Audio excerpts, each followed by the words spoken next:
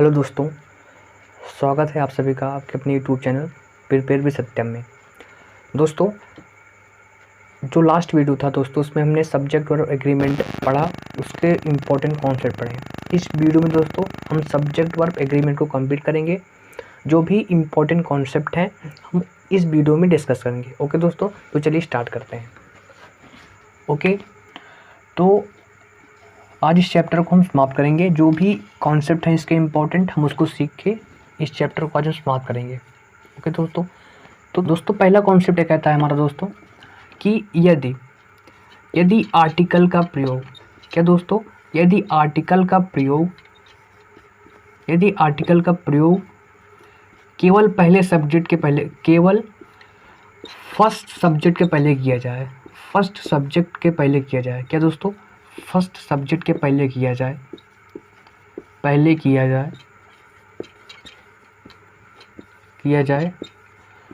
तो दोस्तों, तो इससे केवल एक व्यक्ति का यूज होता है। क्या दोस्तों, इससे केवल एक व्यक्ति का यानी सिंगुलर सब्जेक्ट का बोध होता है।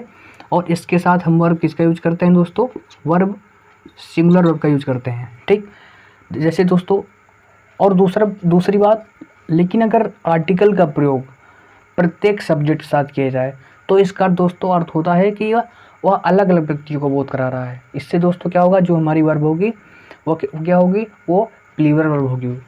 क्या दोस्तों, तो इससे जो हमारी वर्ब होगी वो प्लूरल वर्ब यूज होती है। जैसे दोस्तों एग्जाम्पल से समझते हैं।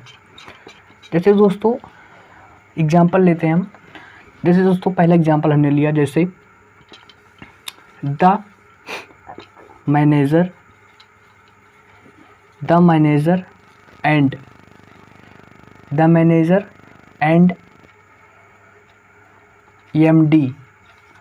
MD of this company is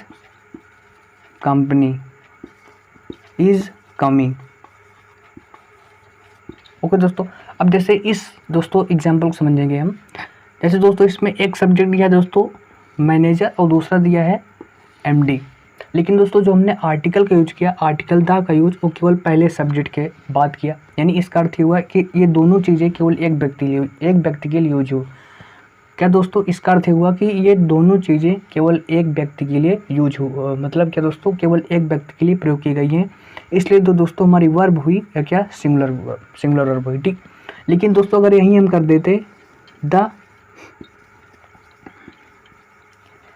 the manager and the MD of this company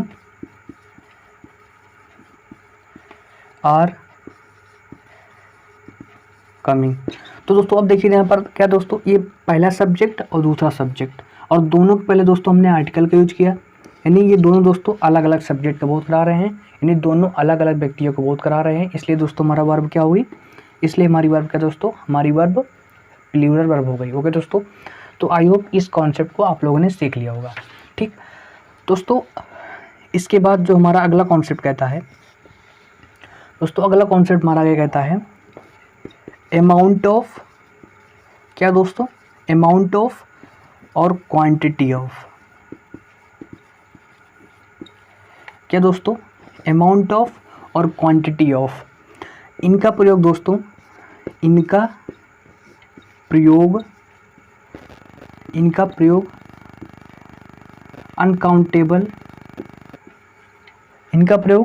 uncountable noun के साथ किया जाता है, के साथ किया जाता है। ठीक ना, के साथ किया जाता है। और दोस्तों जो वर्ब होगी, इसके बाद जो वर्ब होगी वो हमारी सिंगुलर वर्ब होगी। जैसे दोस्तों एग्जाम्पल लेते हैं। जैसे दोस्तों इसका एग्जाम्पल यहाँ हम लेते हैं, इसका एग्जाम्पल जैसे दोस्तों हमने लिया अमाउंट, जैसे amount of the money is amount of the money is not sufficient, okay दोस्तों। तो अमाउंट ऑफ आया, द मनी यानी अनकाउंटेबल नाउन के साथ यूज हुआ, और हमारी वर्ब क्या होगी, सिंगुलर वर्ब हो गई। ओके दोस्तों, तो आई होप इस कॉन्सेप्ट को आप लोगों ने सीखा होगा, ठीक, कि अमाउंट ऑफ और क्वांटिटी ऑफ अनकाउंटेबल नाउन के साथ किया जाता है, और जो हमारी आने वाली वर्ब होगी वो किस में होगी, वो सिंगुलर वर्ब होगी। ओके दोस्तों, तो आई होप इस कॉन्सेप्ट को आप लोगों ने सीखा होगा। दोस्तों अगला कॉन्सेप्ट कहता है, ये अगला कॉन्सेप्ट ये हो गया दोस्तों। अब इसके बाद दोस्तों जो हमारा अगला कॉन्सेप्ट कहता है दोस्तों, अगर मोर देन वन हो, तो दोस्तों इसके बाद क्या होता है दोस्तों, मोर देन वन के बाद क्या होता है दोस्तों, हमारी सिंगुलर सब्जेक्ट होता है, सिंगुलर वर्ब होती है और सिंगुलर प्रोनाउन का यूज किया जाता है। जैसे दोस्तों एग्जांपल लेते हैं हम, मोर देन वन, क्या दोस्तों,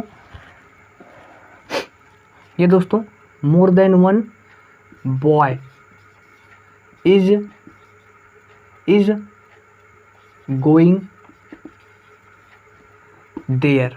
ओके दोस्तों, जैसे एग्जाम्पल को समझिए, तो मोर देन वन के बाद क्या दोस्तों हमने यूज किया, क्या दोस्तों यूज किया, सिंगुलर काउंटेबल नाउन। ओके, और जो हमारी वर्ब आई वो क्या, भी हमारी वर्ब आई क्या, सिंगुलर वर्ब हमने यूज किया। ओके दोस्तों, लेकिन दोस्तों अगर इसी के बाद मोर देन के बाद दोस्तों टू आ जाए, या दोस्तों थ्री आ जाए, ETC ऐसे इत्यादि आ जाएं, क्या दोस्तों, यदि मोर देन के बाद 2, 3 इत्यादि आ जाएं, तो दोस्तों इसके बाद हम क्या यूज करते हैं, प्लूरल काउंटेबल नाउन का यूज करते हैं, और जो हमारी आने वाली वर्ब होगी दोस्तों वो किस में होगी, वो प्लूरल वर्ब होगी। क्या दोस्तों, वो हमारी प्लूरल वर्ब होगी। जैसे दोस्तों एक एग्जांपल, एक छोटा सा एग्जांपल लेंगे, more than two boys have done their homework. Okay दोस्तों, तो मोर देन के बाद दोस्तों टू यूज हुआ, इसके बाद दोस्तों हमने क्या यूज किया, प्लूरल काउंटेबल नाउन, और हमारी वर्ब क्या हो गई दोस्तों, प्लूरल, और ये दोस्तों क्या हो गया हमारा एडजेक्टिव भी दोस्तों क्या हो गया, ये प्लूरल में हमारा ये हो गया दोस्तों। तो आशा करूँगा कि इस कॉन्सेप्ट को आप लोगों ने सीखा होगा। ओके, अब चलते हैं अपने अगले कॉन्सेप्ट की ओर। क्या दोस्तों अगला कॉन्सेप्ट कहता है कि मोर, क्या दोस्तों, मोर के बाद प्लूरल काउंटेबल नाउन आए, फिर इसके बाद दोस्तों देन वन आए। ध्यान से समझिएगा, बहुत इंपॉर्टेंट कॉन्सेप्ट है कि मोर आए, फिर इसके बाद प्लूरल काउंटेबल नाउन आए, फिर देन वन आए, फिर दोस्तों जो हमारी वर्ब होगी ना वो दोस्तों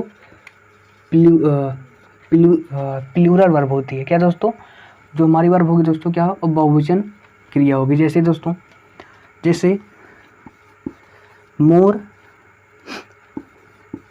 more boys than one have done this work. कोई दोस्तों, तो इस वाले एग्जाम्पल के माध्यम से आप इस वाले कॉन्सेप्ट को आसानी से समझ सकते हैं। ओके दोस्तों, आशा करूँगा कि इस कॉन्सेप्ट को आप लोगों ने सीखा होगा। अब दोस्तों चलते हैं अपने अगले कॉन्सेप्ट पर। क्या दोस्तों, हमारा अगला कॉन्सेप्ट क्या है दोस्तों, हमारा अगला कॉन्सेप्ट कहता है कि अगर आपके दो सेंटेंस रिलेटिव प्रोनाउन से जुड़े हो। क्या दोस्तों, रिलेटिव प्रोनाउन, जैसे आप जानते हैं दोस्तों हु, विच, दैट, ये रिलेटिव प्रोनाउन कहलाते हैं। तो दोस्तों इसके बाद जो आने वाली वर्ब होगी, वो इन रिलेटिव प्रोनाउंस के जो एंटिटी सेंट होंगे उनके अनुसार हमारी वर्ब होगी। जैसे दोस्तों एग्जांपल मैं लूँ, जैसे दोस्तों एक छोटा सा example, he is the boy who is the boy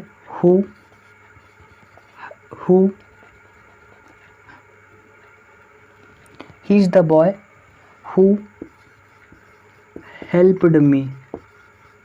okay दोस्तों, तो दोस्तों देखिए अब यहाँ पर हु से, ठीक, तो जो आने वाली हमारी आगे वर्ब होगी वो किस पर डिपेंड करेगी, वाई पर, यानी इस वाले सब्जेक्ट पर जो एंटिटी जो इसके पूर्ववर्त सब्जेक्ट होगा, जो इसके पूर्ववर्त सब्जेक्ट होगा, इस पर आने वाली वर्ब निर्भर करेगी। ओके दोस्तों, तो आशा करूँगा इस कॉन्सेप्ट को भी आपने अच्छी तरह से सीखा होगा। ओके दोस्तों,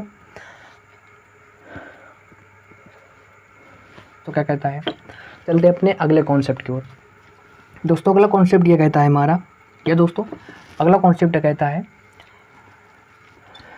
कि दोस्तों अगर आपके सेंटेंस की स्टार्टिंग इससे क्या दोस्तों इफ़ से होती है, इफ़ एज इफ़, क्या दोस्तों इफ़ से होती है, ध्यान से समझिएगा आप, इफ़ एज इफ़ और दोस्तों एज थो, ठीक दोस्तों। फिर इसके बाद है I wish would that, I wish would that, if as if as though, I wish would that दोस्तों। और इनसे क्या हो, और इससे आपको लगा कि सेंटेंस इमेजिनरी है, क्या दोस्तों, इनसे सेंटेंस क्या होता है, इमेजिनरी। जैसे दोस्तों सपोज, क्या दोस्तों सपोज, तो दोस्तों ये जो शब्द है ना, ये सेंटेंस को इमेजिनरी बनाते हैं। तो इस केस में दोस्तों आपका सब्जेक्ट चाहे जिस पर्सन में होगा, चाहे जिस नंबर में होगा, आपकी वर्ब केवल क्या यूज होगी दोस्तों, वर, WER, केवल वो जो होगी, ठीक ना दोस्तों। और इसके बाद जो अगला हम, और इसके बाद इसका पेयर किससे बनेगा दोस्तों, would say, would plus verb की फर्स्ट फॉर्म से। जैसे दोस्तों एक छोटा सा एग्जाम्पल, जैसे दोस्तों एग्जाम्पल लेता हूँ मैं, इफ़ आई वर यू, आई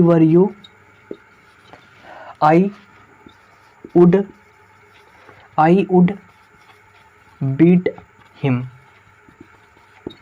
अब जैसे दोस्तों एक क्या है, बिल्कुल इमेजिनरी है, यानी वो कह रहा है कि यदि मैं तुम्हारे स्थान पर होता तो मैं उसे मारता, ठीक ना। तो अब आई है, सेंटेंस क्या दोस्तों, इमेजिनरी है, तो इसके साथ में दोस्तों वर्ब किसका यूज किया, वर का, और इसका पेयर किससे बना दोस्तों, वुड प्लस वर्ब की फर्स्ट फॉर्म, वुड, क्या दोस्तों वुड प्लस वर्ब की फर्स्ट फॉर्म से इसका पेयर बना। ओके दोस्तों, तो आशा करूँगा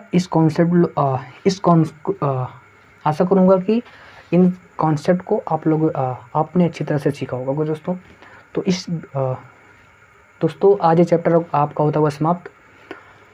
मिलेंगे नेक्स्ट वीडियो में एक नए चैप्टर के साथ, तब तक के लिए बने रहिए प्रिपेयर विद सत्यम के साथ। वीडियो को पूरा देखने के लिए बहुत बहुत धन्यवाद। Thank you very much.